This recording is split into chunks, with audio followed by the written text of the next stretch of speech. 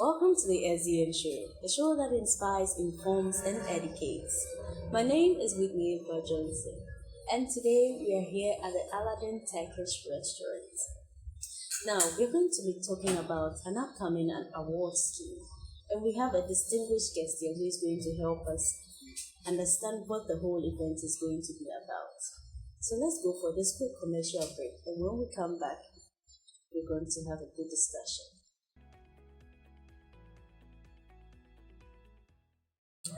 Welcome back from the commercial break. So I spoke of an upcoming event that will be happening this coming week. And I have with me here Dr. Helena Osei. She is actually the General Secretary for the Universal Peace Federation. They are actually the ones organizing the event. So she is going to help us throw more light on what this event is going to be about. Welcome, Doctor. Thank you very much. It's such an honor to have you here. It's my pleasure. So, Dr. Helena will say, we actually wish you could help us know just something briefly about yourself first. Okay. Yeah, so just something about yourself that you would like to know about. Thank you very much. Possibly, I would like to begin from my downtown home. I was born in a family of 9 siblings, and I took the 7th position. Wow. My parents are very religious, who were the pioneers of Christianity in my hometown at that time. And therefore, we were brought up in a very disciplinary way. You never had your choice.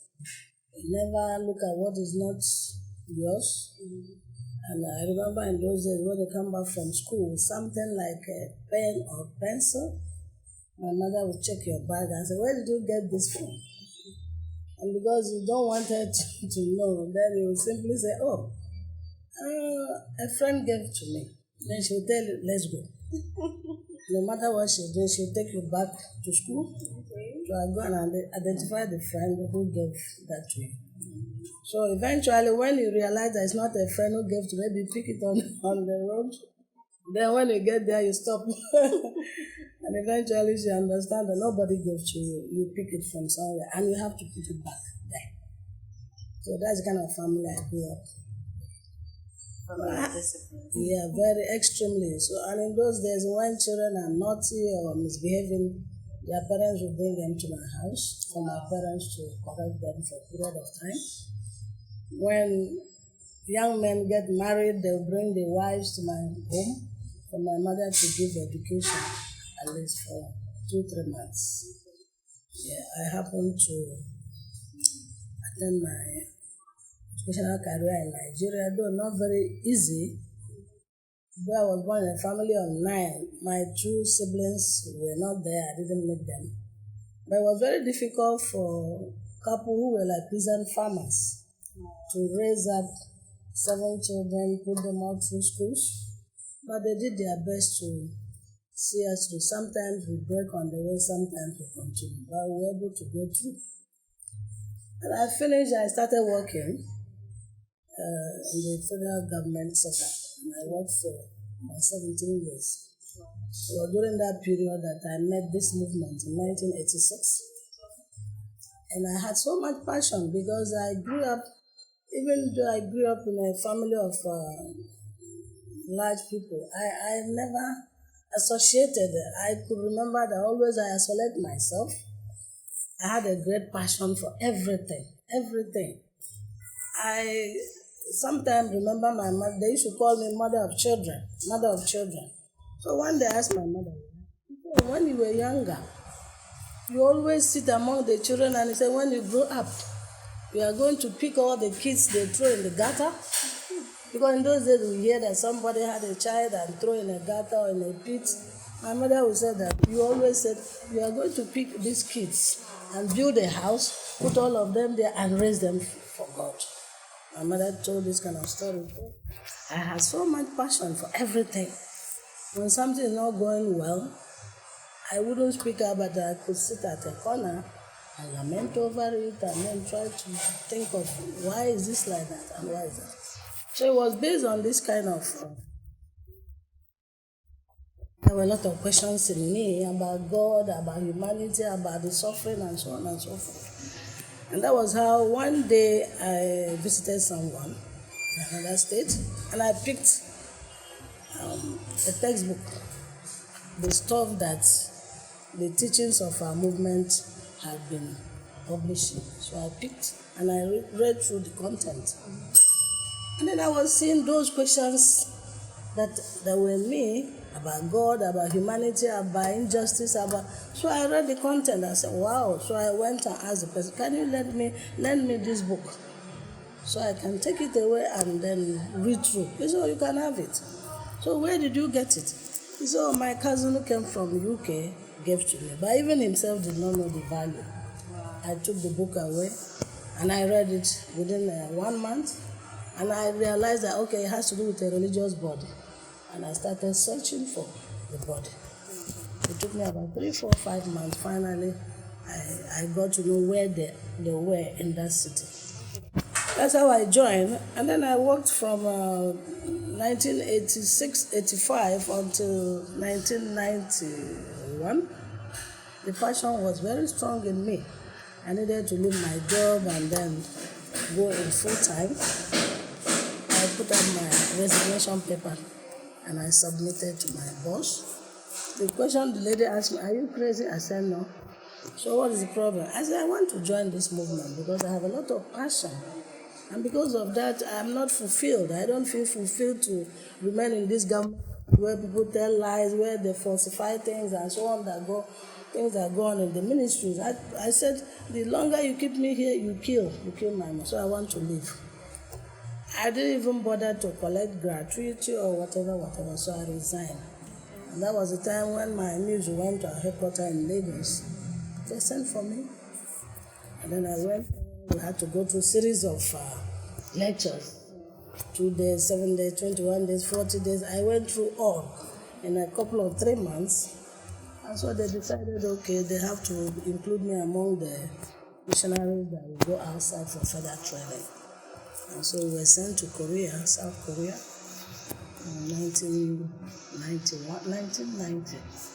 In 1 year and something, we came back. So when I came back to Nigeria, I felt having acquired more knowledge about Korean language and culture and so on, so I should head one of the organizations because our founder set up different organizations, all working for the same peace. So they made me to be a vice president of the Women's Federation for World Peace.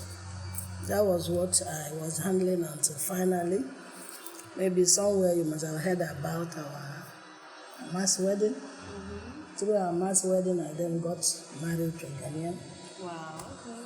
And then 1995, I came here to meet my husband. Obviously, it wasn't even that I was coming to meet my husband, but from there, since they knew I was occupying leadership position for roles, so they gave me a letter to come here as a missionary. Okay. And when I came here, in fact, they asked me and asked my husband to move into the mission house because having come as a missionary, they wouldn't allow me to go and live outside with my husband. So that's how the next day my husband moved in, and that was how we have lived in the mission house until now, from 1995 until now. So eventually they asked me again to take over the Women's Federation here. I was a national coordinator for a while. And then, of course, as time went on, they again upgraded me to now head the Universal Peace Federation. So since 2009, I was handed the UPF, and I have run it until today. I would like to know what Universal Peace Federation is all about. Okay, thank you. Okay. Universal, because the name is long, always we say UPF. In a short form, UPF. Okay, Universal Peace Federation was founded by a couple. Okay. We call Father Moon and Mother Moon. But in a full introduction, Reverend Dr. Samia Moon and Dr. Mrs. Hagda Moon. They are from Korea. And in a very tender age, Father Moon was born. The history recorded that at the age of 15, he also had a very heavy passion for humanity, the sufferings of people, having originated from North Korea, but migrated to South due to the war, the conflict, and so on. We were told that at his tender age of 3, he was always with the father or the mother, any of the asking questions. Is there God? He was born from a Presbyterian home. And there were, of course, Korea then was a very spiritual and prophetic nation, where you have the fruit of all religion. True. Yeah. True.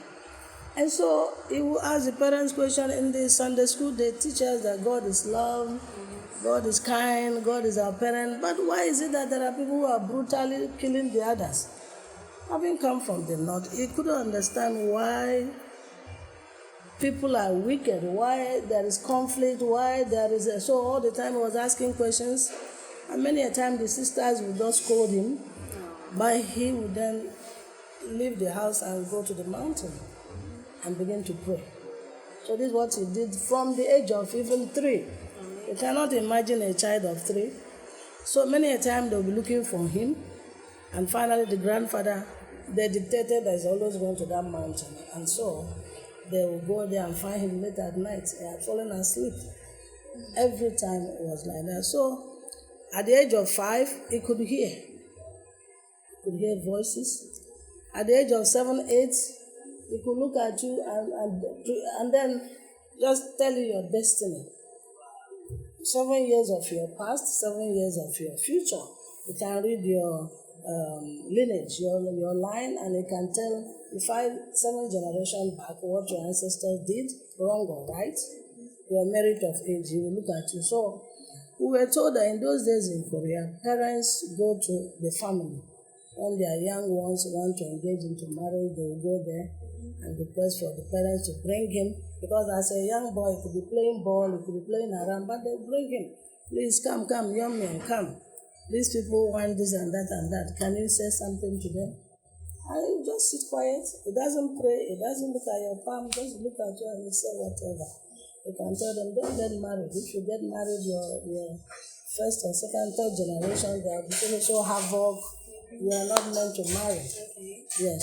So Korea knew this very well about him. And so he continued like this. We were told that Jesus started his mission at the age of 12. But by the time he was 15, being that he was always going to the mountain to pray and pray, so Jesus appeared to him and told him, it's okay. God has heard your cry. You don't need to cry, but I want to announce to you that God now wants to give you the mission. So Jesus revealed what was his mission that he couldn't fulfill, why he couldn't fulfill it, what happened with the Jewish people. Jesus told him everything and said, but now you must be prepared to take up the mission. And the mission was 3 things he told him. You must be able to console the heart of God, painful heart of God. You must be able to bring about the harmony of religion. You must be able to bring Christianity together. Okay. And then the science and religion also means the point of why God had religion and science. So Jesus announced the 3. You must end the sorrowful heart of God and the pains of humanity. So when he finished that encounter, he couldn't believe himself. Then he wanted to escape, but it was late. So from that moment, Jesus appeared to him until 9 years. From that 15 years until he was 25. And then gave him all the messages, gave him all the historical people, and asked him to meet them. So while alive, sometimes, spiritual thing, the place will be transformed, and then he finds himself in a spiritual realm. And he meets all of those historical people and asks them questions. He met Adam, he met Eve, he asked them what was the problem that happened in the Garden of Eden, and then that's how in 9 years he got all the information. Okay. And then God now needed him to go and give the information to establish churches. Mm-hmm. But the information was very strange and too heavy for the churches to take it, and so they did not accept. And therefore, God said, okay, you have to stand on your own and begin to develop. That's how he started. He started teaching on the street, on the road. But the goal is not just the bringing Christianity together. The goal is the peace of humanity. But it started from one stage to another. Met all the heads of states, set up so many organizations, all of them on peace. Yes, and then obviously, he set up what we call IIFWP, International Interreligious Federation for World Peace. That was established in 1996. And eventually by the year 2005, then he went to the United Nations, spoke to them, told them the importance of having an interfaith body at the UN, the Interfaith Council, and that's where he proposed that, and they gave him the chance. So he set up UPF at the UN, September 12, 2005. So that's how UPF began. And of course, after that year, the next 2 years, 2006 and 2007, himself, the wife, and the children, they toured around the whole world, sending messages of peace from one end to another.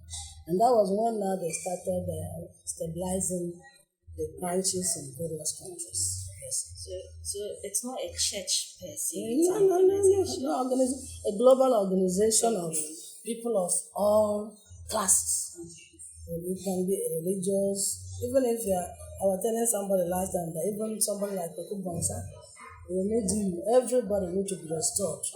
Everybody needs to understand who is God, how does God look at us, and what are we liable to God. So everybody needs to know the God who created humanity, what is he looking for? And then where have we reached, and what do we need to add to make it up? So is UPF limited to Christianity? That's what I'm saying. In one of those years, he set up what we call Assembly of World Religion. So he invited all the religions, heads of religions, and he hosted them for 40 days. And then he said, okay, let's practice. Each day, a Hindu will lead the devotion, so everybody follow. Another day, Confucianism will lead the devotion. Another day, the Christian, maybe the Christian by denomination. So they did it for 40 days, and eventually they all compiled a book, very big one, Assembly of World Religions, so that at the top level, all religions are already united. It's at the ground level where we find all these people who are creating conflicts. Yes. So it's not Christian thing at all. It's a interfaith or even interreligious. Because interfaith means we're talking about Christianity, Apostolic, Presby, and so on. But interreligion means all religions. Buddhism, Confucian, whether major or minor, all religions are together. Coming to the awards. Yeah. UPF and the end of year event. Okay. So we'd like to know, how did you come about this group? Okay. Normally, when we are talking about UPF, we want to give an introduction. We said Universal Peace Federation is an alliance of individuals and organizations who have dedicated themselves to building a substantial world of peace, whether at a small scale or so. An alliance of individuals. So when it began, first of all in the US, the UPF therefore must have people that stand as honest. If you, for example, you want to join UPF today, you will not be complete until you become an ambassador for peace. So what he did was, okay, as he was traveling around the world, of course, already then he has set up branches of our movement all over. And then when they know he's coming to, let's say, Africa or any of the countries, then the leaders there will also sample out people they have identified as very passionate, very sacrificing, who have given things out to the humanity and so on. So they will nominate such people and then send the names across. So when they arrive, they appoint such people as ambassadors for peace. And then they become now like the people who pioneer the activities of the nation in line with all the classes of all the groups of people, or all the in the human race you find religious, academia, the culture, and so on and so forth. So that's what he did 2006 and 7. And obviously, the message came down to Africa. That's also what we did. Because we asked, okay, identify people that have passion, people that have made difference in the society and in human life and so on. So we also began to identify the people. And so when we have events, we present them with our work. So our motto is living for the sake of others. That is the motto for the Moon Jew. So that is the highest value of any human being, living your life for the sake of others. If you don't do it, it means that you might think, no matter your riches, if those riches is not extended to reach other people, especially those who are in need, then that the riches in front of God has no value. So eventually, we also started here in Ghana, 2006, a year after. So, but by then, when he was running the Interreligious and International Federation for World Peace, the issue of Ambassador for Peace already had started. That was in 2001. So there were a lot of Ghanaians here. We sent to Korea, we sent to America. They attended the program, and from there they received the award. So when they came, then we integrated and then began to work on the peace. Yes. So now, what we did here is that what we do normally at the end of each year, we organize the end of year assembly. It's like bringing our members together and then review what we did in the year. So after that review, then we see what are the strategies we are setting for the next year. But then we use that opportunity also to identify people in the country that have also committed themselves to the work of peace. Then we honor them. So that's how the vision came. But because of COVID, in the past 3 years, we have not had this event. Okay. In fact, I was even trapped in Nigeria for 10 months. And so I came back in October, and some members were calling me, "Where are you? We are not hearing anything, no activity, no program."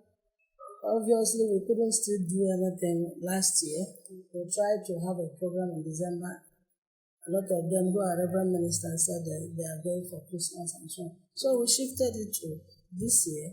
One reason to bring back members who were scattered, who were put them together, and to award people who feel that since then they have contributed to humanity in one way or the other. So for this award, what are the categories in it? This time around, we went extra mile. Normally, when we have new members, people we are going to induct as new, usually we have been presenting certificate award. If you can find one on your phone. Certificate award, we present the award that has specified the role of ambassadors for peace, what the UPF is looking in such people, but it must be the people who, we say ambassadors for peace are people who live exemplary lives, living for the sake of others, in the media, in the social life, and all of those interpretations. They are the people we recognize. But this year, we decided to go extra because there are people that obviously we have awarded them in the past, some years back, but we realize also they have done much. We need to also go a little higher to what we have recognized them for before. Yes, if I set an example, Honorable Cletus Africa, he was one of our members many years back. Even in those 96, he was there when Father Moon spoke at the United Nations, 2000. And he came home and then began to educate Ghanaians. Father Moon was proposing interfaith council at the UN. So I remember we had a meeting, we came and spoke. Now, some few years after, we realized that he had done something tremendous, both for humanity and then the UPF. So even that award wasn't from here. Our sister body in Nigeria brought VIPs from there. So for us to have joint program. And then they were bringing people there they have recommended us for that award. So they called me and said, can we find 2 people that would be in that category of award? So there were 2 of them, Honorable Avota and the Honorable Gladys Ashite from Teshu, now it's in the US. So we organized that event and they gave that. And that award is called Crown of Peace. Crown of Peace. Father Moon wrote a certain poem at a certain age, centered on this topic. And so for us to show that they have gone a little higher than others, we give Crown of Peace. Crown of Peace, we have somebody. And we have this lady, Nana. Not to interrupt, but is Crown of Peace like the highest award category? This time, here now, yes. Okay. But Madam Moon and the husband, they give a Good Governance Award, which is given to heads of states. Okay. Oh, okay. They also have Peace Laureate Peace Prize. Okay. Laureate Peace Prize, which also they give to very astounding person, very astounding. Wow. So I can say these 2 are, right now we are asked to search, because they also do it like every year, every 2 years. So they ask each country to look for somebody very outstanding in your nation that you can recommend. But those ones, we can't tamper with them here. They are done when we have the international events. So we have that. And then we have this Merit Award, which also we feel. Yes, I was talking about Nana Kone Nana Kone, the founder of Thyroid. Okay. Thyroid Foundation, Ghana Thyroid. Yeah. We brought her in. In fact, I had time with her 1 or 2 times. And so I didn't know anything about thyroid. And I never knew that it's so dangerous that you can have it from when you are born. And you carry it all through your life, but you'll be suffering without knowing that you have that. But she had experience. She was a victim. And based on that, she suffered for many years. And obviously, God helped her to find a doctor at Colombo who diagnosed and discovered it. And then she said she went through about 8 different doctors that attended to her, and luckily she was okay. So she decided that parents, when a child is born, the doctor is supposed to diagnose that right at birth, but they are not doing it. And many a time they feel that the parents will not be able to pay. Very expensive. And therefore the doctors will keep quiet, the parents also will carry the baby home. And the problem will start. And the child will suffer until either pass away or survive but live a difficult life. So she now decided to, on her own, begin to propagate for that, and then she's spending her money all her life to search around and get the children and then take care of them. So when we met her, we felt we want to collaborate with her, because in our field also we have the responsibility of getting down to the rural areas and finding our children, less privileged children, and support them to have a living. Yes. Doctor, I'm not going to interrupt right now, but then we'll have to go for a short commercial break. Okay. And then when we come back, we'll continue this discussion. Right. Welcome back from the commercial break. We are still discussing the award, the Peace Award, with Dr. Helena Osei. Very interesting personality, I must tell you. So we are still talking about the whole award scheme and then those who qualify and all that. Okay. Yes. Thank you very much. Yes, I just explained the 2 types of awards. For the new members, we give them the award certificates. And this time we added some colors. We have this Crown of Peace Award was actually designed some years back, but we couldn't get the recipient. And I was moved to keep it for more than 6 years now. And by the time I got in touch with him, he said, "You've been keeping your award, but it's important that you come up on that day to receive, because he has a role to play in the event. He's one of our old members, and it's somebody that we have sent to US, we have sent to Korea, we met Father Moon, Honorable Cletus. Okay. And therefore I put him in the program that when the special guest of the keynote address is over, then he's the first person that should come and make a comment. Because he understands us more than any other person. The people we had then with him, most of them have passed on. Somebody like Malvi Wahab Adam, the very set of them that were sent to Korea or US at that time, not all of them are here. And then we moved from the Crown of Peace Award to Veteran Award. So this time we have one member who has been with us also from a long time. When Madam Moon visited Africa first time, I was in Senegal. They were there, and since that time they have been with UK of Ghana. So we designated him with Veteran Award. And then we have Long Service Award. I have some of my executive members that have really carried on. All of this time, at least 10, 12 years with me, and then they supported the organization financially, in cash and kind. So we selected 2 of them to receive the Long Service Award. Yes, I think. And then the merit, we have somebody like Azuma Nelson. We have such category of people. Azuma Nelson has received the award before. So what we can give such a person that has brought a lot of honor to Ghana is to raise him to the level of giving him a merit award. So altogether we have about 15, but about 4 or 5 categories of awards. I will give out on Tuesday. So we would like to know some of the awardees who will be coming for the event. I already mentioned I saw they put His Royal Highness. I didn't know when he was installed the chief, but I know the title he uses His Royal Highness Nelson. Nelson. We have that's a street title. Yes, I will have this Nana Ajua Koneju. I will have a merit award. We have the owner of Aliza Hotel. Because in fact he gave us the place.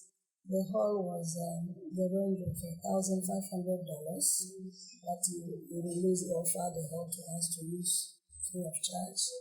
He deserves an award. So we put him in that category. And who again? Can you remind me? So yeah, we have about I see the spikes over there as well. Okay. Because some of them I didn't know them before. It's only now that they send me the names, and I'm trying to now find out who is this and who is that. The owner of the one in charge of EIB, Bolare will be there. We got the manager. We are looking at one or 2 persons from outside. The High Commissioner from Colombia, in fact, she'll be one of the special guests. She so much cherished the UPF and the activities of peace, so she'll be coming and she'll be one of the receiving merit awards. And we're not to miss out. You see, we have tried in the past to get most of our best of states. Somebody like the late former President Rawlings attended the events World Summit about 3-4 times, even at the time with the wife, the children. And I know that one of such times he was given one of those awards, they had the medal. So those categories of people, mostly, they are recognized and awarded when we have international events. But of course, one of the people we got, Dr. Donald Admelo, one of the recipients we got in the shortest possible time, tried to connect the former president, John Mahama.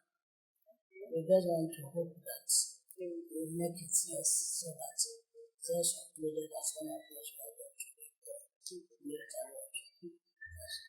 not so much for, originally we had to bring the 2 party chairmen, Honorable Freddie Blair, and Honorable Bamfo, the MPP chairman, the NDC chairman, to use the forum also to bridge the gap. Let them know that Ghanaians want to enjoy peace. So that not because we are looking at anything very special, but tell them that the story of peace has been long overdue in Ghana. Therefore, we are looking up to them to help us to keep the peace that Ghanaians cherish. How long has this been going on in Ghana? Yeah, what? Yes. Since the time we launched UPF here, 2006. Okay. We had, but then the events were not on a regular basis. We were having like maybe once in 2 years. Nonetheless, because since we know that it is the ambassadors for peace who make up membership of the UPF. So as we move around, as we hold the workshops and programs, still we identify people are members of passion, and then maybe we hold a workshop, 2-3 days workshop, and then we appoint them. But I would say that in a larger note, at a point in time, we had more than 300 members on the list. I know something like that. Some will receive, not to be committed. Some will receive as though actually it's a merit, but there are also some that will commission and we tell them, we need you to be on the field with us to propagate the peace message. So for this time around, it's going to be a very consistent thing. We hope that every year we are going to do it. Because the mission we have now is to definitely, there's an action plan we are going to work on, drawn by our founder, because the organization is global. And therefore, what we are doing here is being done in Kenya, is being done in America, is being everywhere. Okay. And therefore, it's a uniformity of the organization to rescue the entire world centered on peace. So whatever we are doing as is universal is going on. So the plan we are giving now to make sure that by a certain year, in fact precisely by 2027, we should be able to see that 1/3 of Ghana population are driven to come to God's side, understanding who God is, and then attending God as a parent. And that is, it's not going to come on a silver platter. It involves our sacrifices, our education. So mostly UPF's activity is on education. Okay. Purely, that's what it is. We educate the government, we educate everybody, We have opportunity, we have to educate them on good governance. We have opportunity, we educate the youth on character education. We have those materials even to go to schools. And what we are thinking of last time, May 20th of this year, we had a meeting at the Parliament with the Speaker of Parliament.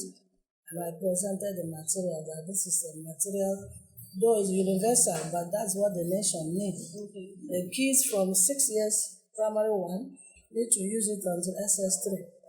That's how it's designed. So if in the society for 12 years, all the school-age children apply those syllables in their everyday study, by 12 years' time, we have a society of people who are totally moral. And all the explosion of moral that we rather have in, we have people that are sound in values and norms. So we are looking forward to, before the speaker picked it up, and then what he said was, in fact, if there's anything this country needs now that can transform the youth in the society, it is this material. So we are still pushing those who are with us, who are members of parliament, to do everything possible to push and see that material gets to the proper place where it can have government attention. Give us something brief about the whole event, how it's going to happen. Just put our viewers in about it. Well, we say 5 o'clock till 9, but because we haven't been able to restore what we call African time, So obviously the program should take off at 6. And because of the COVID situation, we don't want to keep it for too long. So we'll start with, I will make a presentation on the activities of the founders in the past, possibly from 2017 to last year, and then the goal for the rest of the years up to 2027. So let's make that presentation. At the end of it, we'll have one or two VIPs who can make some comments, and at the end of that, we'll come to stage to do their work.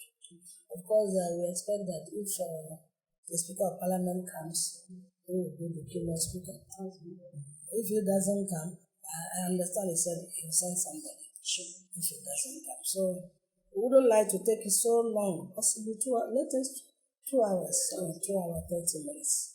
Yes. Is it strictly by invitation?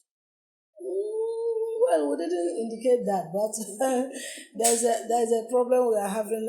Alisa did so well, giving us the place, but now we also said we can't bring the people without giving them at least small thing. Because bringing such dignitaries, some of them dinner 6, 5. Then if we bring them, possibly from their busy schedule, the workplace, the traffic, we bring them down and then keep them till 8. There should be at least something, small chop and small drink. Yeah, the price to pay for 50 people is quite high. Wow. And then they say, okay, we are looking at having maybe 100 people or 120, but the money we have to pay for that is quite high. So even if we don't say strictly by invitation, and some chiefs will be there and so on, the tendency is that some of the chiefs and some of like this Bulare, when he's there, a lot of the followers will come. So we are looking at going beyond 50. We're also looking forward to people who expect that they should help us donate money. It's a totally voluntary organization. So we can't do anything without the support from the social group. Well, before I ask my final question, what does it take to join the organization? Oh, first of all, you bring plenty of money. Yeah. Nothing. As long as you have passion for peace. Okay. In fact, it's like magnets. The moment you know about UPF and see the objectives and norms, if you are such a person that has that passion, it will pull you, it will magnetize you to have the quest and urge to join. So eventually, if we know you have interest, we just take you through 1 or 2 days of lectures to let you understand the vision, the founder's vision and the mission objectives and so on. And that's it. And possibly the day we are ready to organize the award now, we arrange for, of course, not you alone. We must have some number of people that can do induction. That will pay your membership registration and so on. They'll give you an international ID card. Members have international ID card. Anywhere in the world you go to, then you present it there. You could meet members of the organization also elsewhere. So one of the reasons for that is to quickly build network. Network of members. Is it limited to a particular age? No. So how old are you? So are you above 30? I'm not above 30. So if you are not above 30, we put you in our youth wing. Okay. We have the youth wing. We call youth and student for people. But if we see your dynamism, it doesn't matter. We can still present with the adult award. No, it's not limited by age. Of course, when they began, they gave us the authority even to we go to schools. We appoint kid ambassadors. We did that. Primary school, nursery school. Then we begin from that time to educate them on peace. Yeah. We did it in some schools. We gave out peace ambassadors. We have youth ambassadors. So, but when we see your capability and see that we can tap many things from you, we bring you to the adult session. So, I'd like to, do you have any final words you'd like to tell your viewers? Yeah, thank you so much. I'm saying that we need at least the government of this nation to recognize the UPF and give us the ground to educate Ghanaians. The conflict we have in the society is because education is lacking in so many fields. But UPF has everything that it takes, especially when we look at the youth. If we begin now to bring them up, giving them our character education, in the next few years we'll be able to raise up young people that will take over the nation and will rule this nation according to God's idea. So on the 21st, Yeah. Tuesday, Alisa Hotels, 5 p.m.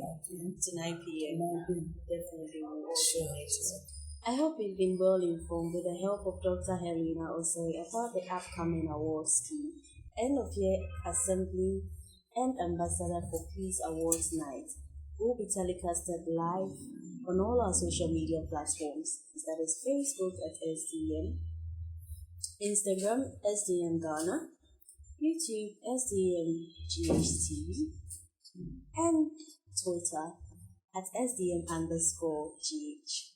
My name once again is Mukuyo Johnson, and I am very honored to bring you this wonderful piece.